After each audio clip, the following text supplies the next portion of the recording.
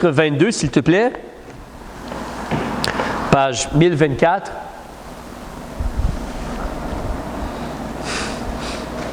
On va débuter vers le verset 24. Dieu parle à Ézéchiel et Dieu lui dit au verset 24, « Fils de l'homme, dis à Jérusalem, tu es une terre qui n'a point été purifiée et qui n'est point arrosée de pluie au jour de la colère.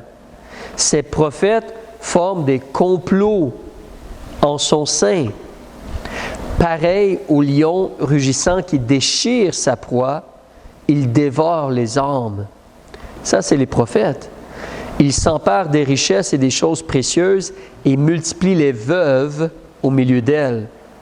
Ces sacrificateurs violent ma loi et profanent mes choses saintes, comme salir ou profaner, faire un mauvais usage des choses qui sont supposées être séparées. Ils ne distinguent pas entre ce qui est saint et ce qui est profane.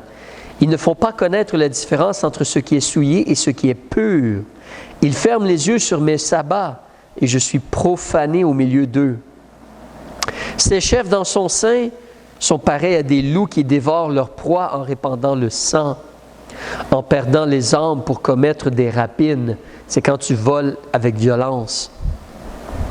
Ces prophètes les enduisent de mortier. Ils ont des visions trompeuses et prononcent des oracles, des paroles menteurs, en disant « Ainsi a dit le Seigneur l'Éternel », quand Dieu n'a pas du tout parlé. Le peuple du pays use de violence. Ils commettent des rapines en volée avec violence. Ils font tort à l'affligé et aux pauvres. Et contrairement à toute justice, ils vont opprimer l'étranger. Et là, Dieu dit au verset 30, « Je cherche au milieu d'eux quelqu'un qui relève la muraille, qui se tienne sur la brèche devant ma face en faveur du pays, afin que je ne le détruise pas. Mais je ne trouve personne. C'est pourquoi je répandrai sur eux ma fureur, et je les consumerai par le feu de ma colère. Je ferai retomber leur conduite sur leur tête, dit le Seigneur l'Éternel. » Le peuple est vraiment dans la rébellion et le péché ici, et c'est le peuple de Dieu, la méchanceté. Et Dieu donc mentionne qu'il cherche une personne qui va essayer de relever la muraille, qui va se tenir sur la brèche. Une brèche, c'est comme une... Imagine si tu as une clôture, mais là, on casse ici puis ici. Il y a une ouverture dans la clôture. Ça, c'est une brèche. C'est quand il y a une ouverture, il y a un bris, c'est cassé. Alors, la muraille, elle est là, mais la muraille, elle est cassée. Donc, l'ennemi peut entrer, puis détruire et tout, là. Mais je cherche quelqu'un qui va relever la muraille, qui va se tenir sur la brèche devant ma face en faveur du pays, comme pour intercéder, pour ne pas que Dieu détruise à cause du mal qu'ils sont en train de faire. C'est très méchant. Mais Dieu cherche une personne, un homme, une personne qui va se tenir là puis plaider devant Dieu pour ne pas juger ou détruire le pays. Une personne. Et il ne trouve pas une personne. C'est particulier parce qu'Ézéchiel, lui, n'habite pas en Israël. Il a été déporté. Donc, il est près du fleuve du Kébar, comme vers les Chaldéens, la Perse et tout cela. Il est vers cet endroit-là, tout près du fleuve de l'Euphrate de mémoire. Il est près de cet endroit-là. Donc, lui, il n'est pas à Jérusalem. Mais en même temps qu'Ézéchiel vivait, la ville de Jérusalem va se faire détruire. Nebuchadnezzar va venir et détruire. Mais en réalité, il y a Jérémie à Jérusalem. Alors, autour de ce temps-là, peut-être pas dans la ville de Jérusalem, mais il est là autour de ce temps-là. Mais Dieu dit, je ne trouve personne qui va intercéder. Parmi les chefs, les sacrificateurs, les prophètes, personne qui va intercéder. Et donc, d'une certaine façon, ma question ce soir, c'est est-ce que nous, on intercède pour les gens autour de nous? Est-ce qu'on réalise à quel point le jugement peut tomber n'importe quand? Quelqu'un pourrait mourir aujourd'hui et s'il n'a pas fait la paix avec Dieu, il va se retrouver dans le feu de l'enfer. Et c'est peut-être quelqu'un que tu as rencontré aujourd'hui, quelqu'un que tu as vu aujourd'hui ou à qui tu as parlé aujourd'hui. On ne parle pas ici de forcer les gens ou convaincre, on parle de se tenir devant Dieu et plaider pour la personne devant Dieu. Oui, on parle à la personne, mais comme la prière, plaider pour la personne. Reculons, une histoire qu'on connaît bien, vous vous rappelez, M. Abraham. Abraham et son neveu Lot qui a fait un choix pas trop sage d'aller vers Sodome et Gomorrhe, et deux de ses filles ont marié des gens de là, puis ils n'ont pas sorti de la ville. Mais quand Dieu parlait de détruire Sodome et Gomorre, si tu te rappelles, dans Genèse chapitre 18, on ne va pas tout lire le passage ici parce que tu connais un peu l'histoire, puis ça se répète un peu. Mais donc, lorsque Dieu parle au verset 21 du chapitre 18 en Genèse, Dieu dit « Je vais descendre et voir si les gens ont vraiment mal agi. Et si ce n'est pas, je le saurai. » Donc, les deux hommes sont partis pour aller vers Sodome, mais Abraham est avec Dieu. Et là, Abraham commence à parler avec Dieu et il lui demande « Mais est-ce que tu vas faire périr le juste avec le méchant? S'il y a 50 justes dans la ville, vas-tu épargner la ville? » C'est pas beaucoup, 50, hein? Dans une ville de peut-être Sodome et Gomorre, peut-être des milliers de personnes. S'il y a 50 justes, vas-tu épargner la ville? Et Dieu dit au verset 26, Dieu lui dit, « Si je trouve à Sodome 50 justes dans la ville, je pardonnerai à toute la ville. » Puis Abraham parle de 45, de 40, et il descend toujours. Et si tu regardes, il est rendu maintenant au verset 31, Abraham dit, « Voici, je m'enhardis, j'agis avec hardiesse en parlant au Seigneur, peut-être s'en trouvera-t-il juste 20, s'il y a 20 personnes dans la ville. » Et Dieu dit, « Je ne vais pas la détruire pour l'amour de ces 20. » Et Abraham descend vers 10 en disant, peut-être qu'il va s'en trouver seulement 10. Évidemment, Abraham, dans sa tête, il pense à Lot, sa femme, puis ses enfants. Ils sont probablement moins que 10. Alors, peut-être certains de ses enfants sont mariés. Comme je dis, 2 de ses filles étaient mariées, mais 2 autres pas mariées. Et donc, Dieu dit, pour l'amour de 10, je ne vais pas détruire la ville. Donc, il descend de 50 à 40, jusqu'à 30, jusqu'à 20. Tantôt, je pense que j'ai dit 45, mais c'est 40, puis il descend ensuite. Non, il dit 45 aussi au verset 28, mais il descend. Et puis, mais Abraham est en train d'essayer de plaider concernant son neveu Lot et sa famille. Et quand Dieu a jugé Sodome et Gomorre, puis le feu est descendu du ciel et tout, si tu regardes au chapitre 19 et au verset 29, on te mentionne que quand Dieu a détruit les villes de la plaine, Dieu s'est souvenu d'Abraham qui avait parlé concernant, mais là, s'il y a quelques justes, vas-tu les épargner? Et puis, il a fait partir Lot du milieu de la ruine quand il renversa les villes où Lot avait habité.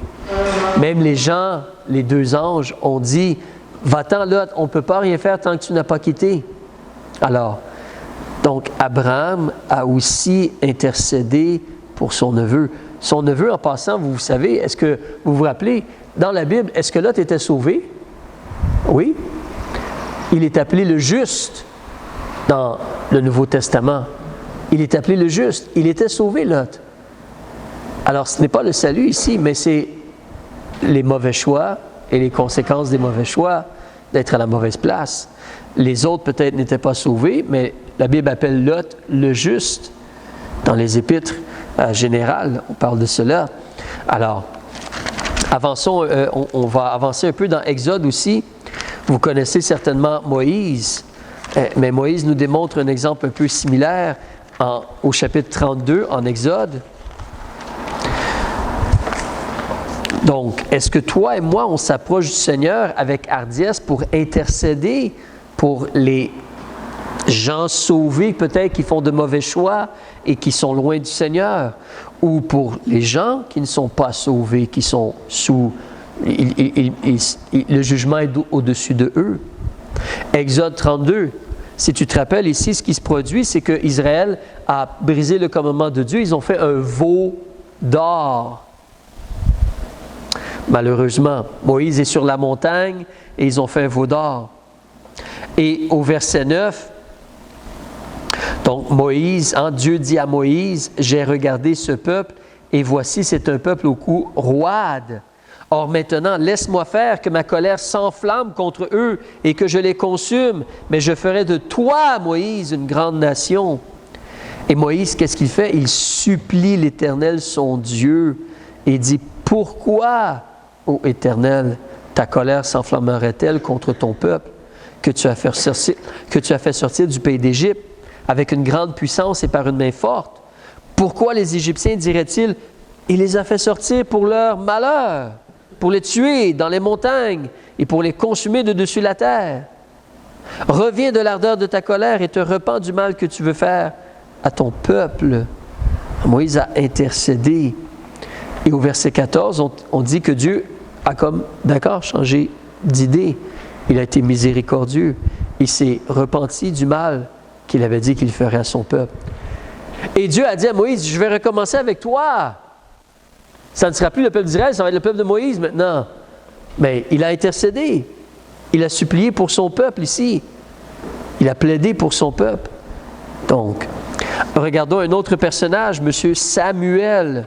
1 Samuel chapitre 12. C'est un rappel, vous connaissez ce passage, lorsque le peuple a demandé un roi, et donc, par Samuel, on fait les choses et Saül est établi comme roi. Et Samuel écrit dans un livre, donc, les droits de la royauté. Mais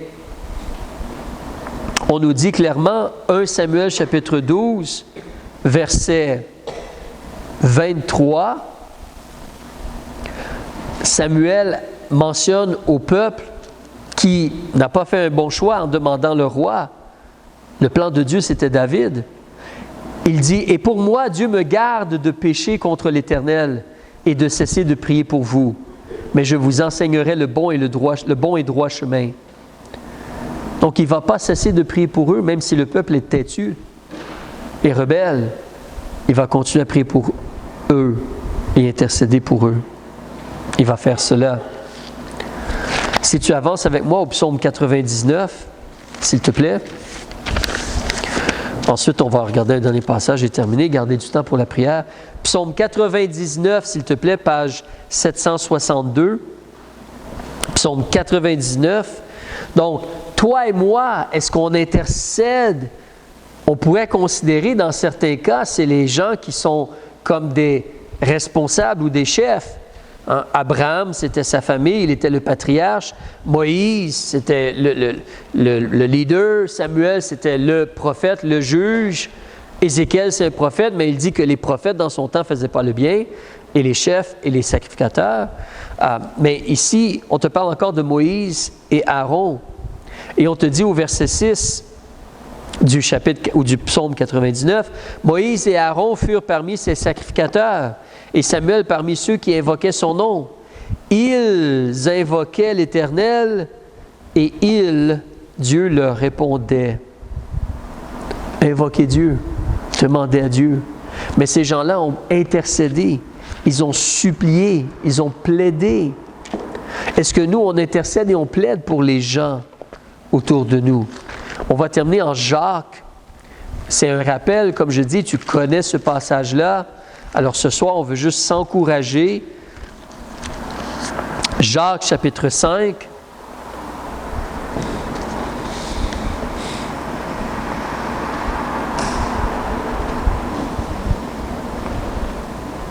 À la page 328. Jacques chapitre 5, donc au verset 19.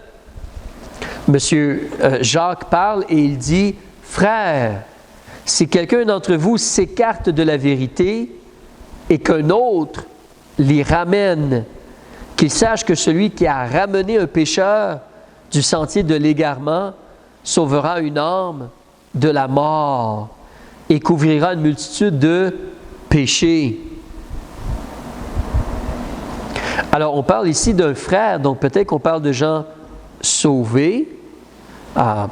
Mais certainement, si tu ramènes un pécheur du sentier de l'égarement, une âme de sauver, les péchés sont couverts. Mais encore là, est-ce qu'on voit le besoin? Est-ce qu'on voit la réalité du danger qui est face aux gens? Est-ce qu'on voit vraiment le sérieux de la situation des individus devant nous? Présentement, si quelque chose se produit, un accident, un problème physique, les gens meurent, qu'est-ce qui va se produire? Leur corps, il va aller à la poussière, mais leur âme et leur esprit, où vont-ils aller?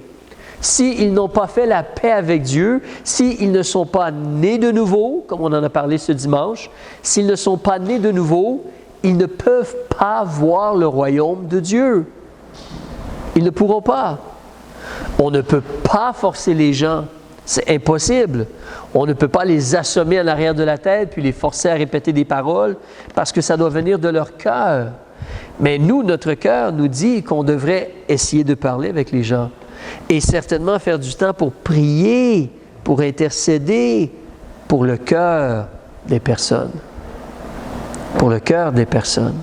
Alors, comme je dis, c'est comme un encouragement. Ce dimanche, je parlais du fait de prendre le temps de lire la Bible. Hein? Peut-être tu lis un chapitre par jour, peut-être tu pourrais lire 2 ou 3 chapitres par jour. Regarde l'Évangile de Marc et apprends à connaître Jésus. Mais en même temps, je t'encouragerais, dans ta journée, garde du temps pour intercéder, pour vraiment intercéder pour des personnes. Pas pour aller voir Dieu avec ta liste en disant « J'ai besoin de ça, ça, ça, ça, ça, donne-moi ça, ça, ça, ça, ça, s'il te plaît. » Non, non, non, ça c'est autre chose. Tu as des besoins, prie. Mais d'aller voir Dieu puis de plaider, d'intercéder pour des gens autour de toi qui ne sont pas nés de nouveau, qui ne sont pas sauvés. Vraiment aller voir Dieu puis plaider pour des chrétiens peut-être qui sont dans la mauvaise direction, qui ont laissé le péché les surmonter ou quoi que ce soit. Ça peut être des gens dans ta famille que tu connais. Où vont-ils aller si la mort vient? Ça peut être aussi des collègues de travail. Ça peut être des voisins. Ça peut être même des étrangers, d'une certaine façon. On prie pour les gens autour d'ici, dans la région. Les contacts d'évangélisation, les gens qu'on rencontre, à qui on donne des traités. Donc, ça peut être justement, quand on parle de membres de la famille, ça peut être même des frères et des sœurs ou des oncles et des tantes un peu plus loin. Évidemment aussi, prier pour les gens de l'Assemblée, intercéder pour eux, pour les frères et les sœurs, afin qu'ils fassent ce qui est bien, afin qu'ils grandissent dans la foi, afin qu'ils aiment et honorent Dieu. Intercéder pour les gens. Intercéder sincèrement pour que Dieu, comme se mettre à la brèche, se mettre entre Dieu et les gens et demander à Dieu d'essayer de toucher leur cœur, d'agir dans leur vie, d'ouvrir leurs yeux, de les convaincre, et ainsi de suite. D'être patient, de continuer à essayer. La Bible dit que Dieu use de patience, ne voulant point qu'aucun périsse, mais que tous viennent à la repentance. Donc, priez pour cela. Alors, donc ce soir, on veut s'appliquer justement à ces choses-là, à des prières comme cela. Donc, considérer des gens. Ça, c'est quelque chose où tu peux te faire une liste dans ton téléphone, si tu as un téléphone, ou dans un cahier, si tu as un cahier quand tu lis la Bible. Mais des gens autour de toi que tu vas intercéder pour qu'ils veulent recevoir Jésus comme leur sauveur personnel. Alors, on veut, comme je dis, arrêter ici maintenant, puis vraiment se concentrer sur un temps de prière. Donc, Père, on veut te remercier pour ces exhortations, l'exemple de ces